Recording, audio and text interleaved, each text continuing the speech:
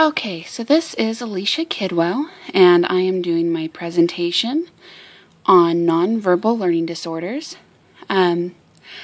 This disorder is not very recognized by most people because, first off, the occurrences are so low, but secondly, people that are affected by this disorder tend to blend in so well that they are not identified for quite a long time, if ever. So this disorder is defined as a dysfunction of the brain's right hemisphere, and this affects any type of nonverbal performance-based information, which can include visual, spatial, intuitive, organizational, and evaluative processing functions.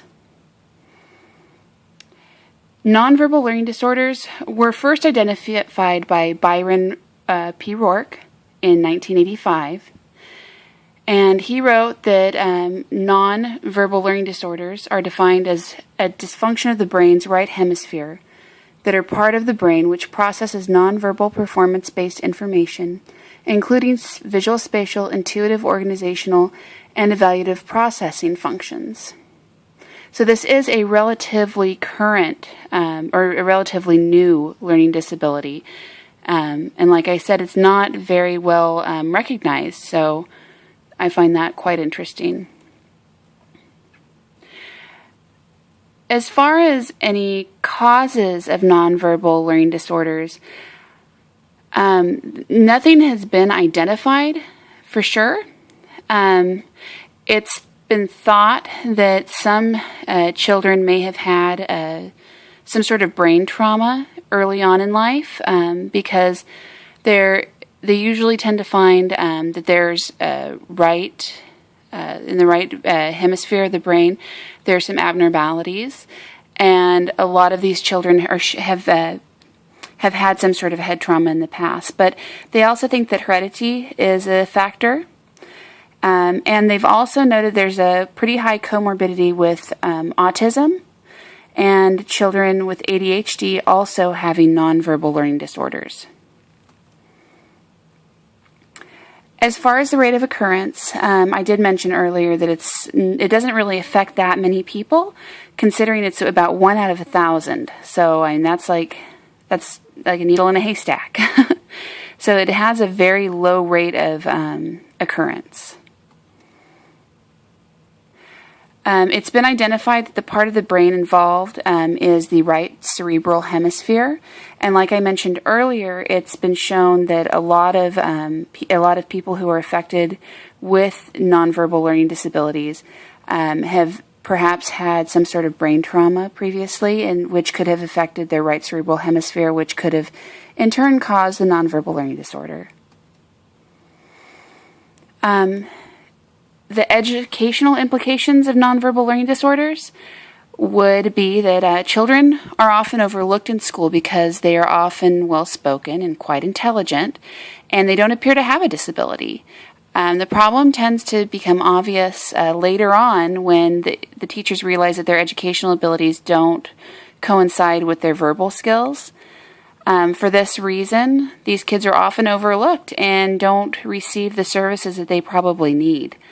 So it's really important that teachers and other educators become more aware of this disability, so that perhaps they can address it in the future if they feel that one of their students might have it, because otherwise they're going to get overlooked and they might end up falling behind when they have a disability that can very easily be addressed and that they can be provided services for.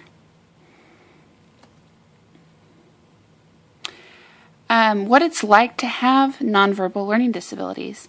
I chose to include this video from YouTube in my presentation. I thought that it was really interesting. It's about this teenage girl, and she goes through and gives an account of what it's been like for her to have a nonverbal learning disability, and the strengths that she has, her weaknesses, and issues that she's come upon in school and in life because of this learning disability. And I'll go ahead and play a brief clip for you. Hello, my name is Marissa, and I live in Boston, Massachusetts, and I have nonverbal learning disorders. Nonverbal learning disorders are made up of a lot of different things. They affect every single area of my life without a doubt. It's not just areas that affect academics, it affects sensory, social, neurological, every aspect. And it's something that has negatively impacted my life, but I think it's given me a lot of ability to be able to build character as well, see the world differently from a different angle can be good. I think the problem is with nonverbal learning disabilities is that So as you can see, the video is just her speaking about what it's like living with a nonverbal learning disability, and I felt that was highly interesting, and that it would benefit my presentation.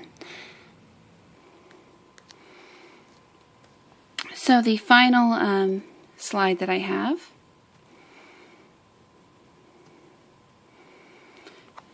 this is my parent handout that I created to give to parents whose children may be suspected of having a nonverbal learning disability or that have been identified as having a nonverbal learning disability.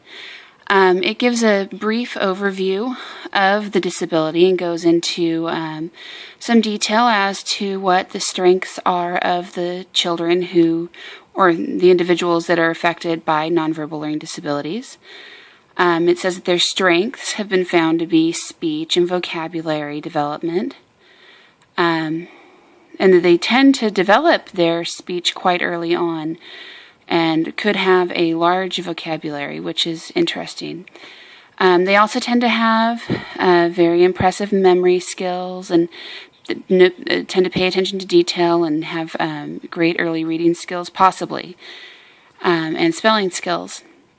So what I liked about this, and the reason that I included the strengths, is that I feel it's important to highlight the strengths for the parents, so that they understand that just because their child has this disability, it doesn't necessarily always correlate to bad things, because they do definitely benefit from a great vocabulary, and they tend to be pretty sharp.